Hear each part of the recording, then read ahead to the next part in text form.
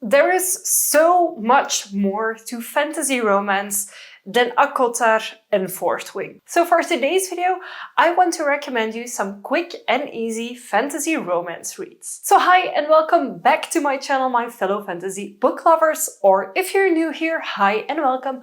My name is Kathy and I'm a fantasy book lover from Belgium. For today's video, I've made a pile of books that will go from little to no smut to very smutty romantasy reads. So all of these books are within the fantasy realm. They have strong fantasy elements, but they also have strong romance. To start, I have a fae-based fantasy romance duology.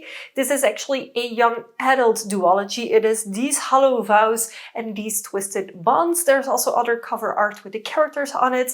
In this duology, we follow our female main character together with her sister. They live in the regular human world, but the world is connected to the fae realm, and once every so often a fae girl is chosen as the new bride, so the new queen of the fae kingdom, or the princess at first and then afterwards the queen. So that is what happens at the start of book one. Our main character wants to go or wants to be selected, and she goes in and a lot more happens. Now this girl, of course, is no ordinary girl. You notice that from the start she's very talented in certain things that are not super common, such as stealing things. So you will see how the book evolves. There is a very strong difference between good and bad. So you have the light court and the dark court. They must have different names in the books, but that's how I remember it. So there is very much this push and pull and duology between two male characters fighting for her attention at some point, and also the morals of characters and the morally grey aspects are seen a lot in this duology. There is some romance, there are some sexual scenes happening, especially in book 2, but most of it is fade to black and not super detailed, and definitely not going on for chapter after chapter. So this duology is one that I could highly recommend. It's one of the first ones that I personally read, and to this day still one of the better fae-based romances that I've enjoyed. After that, I want to talk about a book that I only have on my e-reader, and I was kindly sent the ARC for this book by the Nerd Fam, and it is called Elemental Affections by Jamie Ryan, I think it's pronounced. So in this book, the setting is that we have two main characters, a female and a male, and they both already know each other from their past. They have been past lovers kind of ish, but not entirely. And then something happened between them and they haven't seen or heard from each other in a very long time. Now we mainly follow the female main character, and she has been brought up into a family that has this shipping company, and she has been working in that company instead of doing magic studies like she actually wanted to. And she comes to this breaking point where she decides for herself to still apply for one of the magic schools and just go there and follow her future that she wants to make for her own. She's not 15, she's well in her 20s. I think she turns 25 in the book, and I really loved that we get more and more books with mature main characters, or at least not just the teens that we have been seeing in a lot of books. So the main build-up of this book does not have any spice at all. The spice starts happening a little bit towards the end of the book, but it's again not full chapters of spice upon spice. It is in context, and I did really enjoy it. It's not super prominent from the start. It really has a slow burn setup that I personally really enjoyed. So this is described as cozy fantasy romance, and it really did feel like it. So if you want something that is a little bit more chill down, where the world isn't ending, then this is definitely for you. Up next is another fae-based book. This one has been described as just a cozy fantasy. In these books we follow Emily Wilde. She's an academic. In this first book she's actually going through a region of the world to describe and discover which fae and fairies live them and document them in her encyclopedia. Now, of course, there is some romance elements to this book, but it's not the main focus. So if you want to see if you like her fantasy on the lighter side with some romance, then I think this is a very good choice. Starting book 2, the romance is a lot more to the forefront of the books, and if you like this series, book 3 is actually coming out in February, so it's the ideal moment to get into this series if you haven't already. So book 1 is Emily Wilde's Encyclopaedia of Faeries, the second one is the Map of the Otherlands, and the third one I cannot remember right now, but it will be here on screen. And these books have no smut at all. Maybe this should have been first on my list and not the other books, but I feel like this is definitely written towards adults more than young adults. So that's why I feel this is on like number 3 in my list, even if it has less smut than the 2 other books. Up next, we have A Deal with the Elf King by Elise Kova.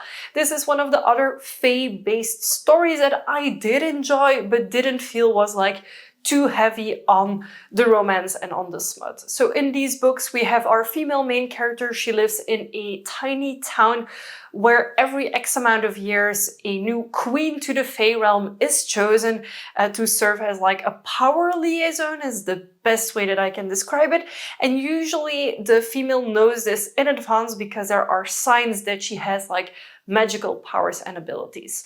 Our main character that we follow doesn't have any of the signs that she would have magic abilities, but apparently she's been kept hidden from her magical talents. So in this book we follow how she is taken and how she makes a deal with the Elf King that if she doesn't want to stay, she doesn't have to stay. And I found it really well written and I really did enjoy this book. And I also liked how the romance between the 2 main characters was, and especially a lot of the males in these types of books tend to be very toxic. And in this one, it was really a fresh breath of air that he let her make the decision, the actual decision.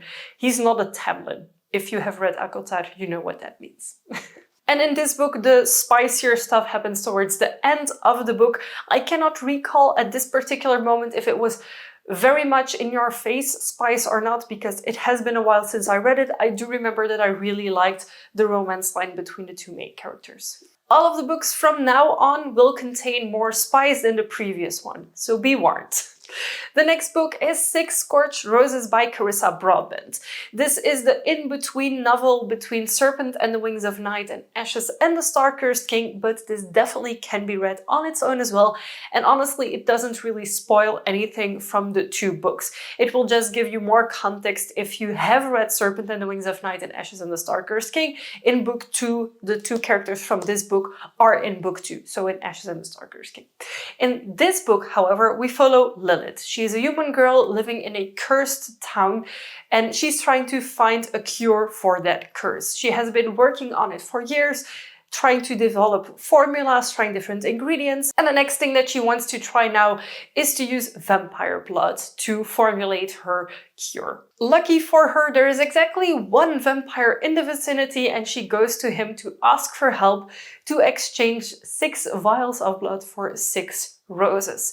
The 2 main characters start developing something, and I honestly thought it was very beautifully written because you have this girl who knows that life is going to end, and on the other side you have this eternally living vampire who doesn't really value the span of life anymore a little bit. This, towards the end especially, has a few very spicy scenes that I really did enjoy. It is a very short read as well, a lot shorter than some of the previous ones that I showed you, but I loved this one a lot. Fun fact, I actually finished Serpent and the Wings of Night like early in the evening, and then I started this book because I thought it wasn't too long, and I read it in 1 sitting. That's how good I found this book. And this is actually coming out into special editions now as well, because I already own like the 2 other special editions of The Crowns of Nyaxia, but now this one is also getting its own special edition, and I'm super excited for that. Up next is the Glimmer Falls series. This series has a lot of smut. We follow a different set of characters in each book. In book 1, we follow a witch who, instead of summoning a bag of flour, accidentally summons a demon. In book 2, we have a different demon who falls in love madly with the witch who is one of the best friends of the witch of book number 1. And in book 3 we have a goody two-shoes werewolf who's the owner of a plant shop, who on a drunk evening orders a gem containing a succubus vampire. So these books are very fluffy. These don't have the biggest storyline. If you want more storyline, I would stay with Scorched Roses. These are very fluffy, smut-heavy fantasy romances.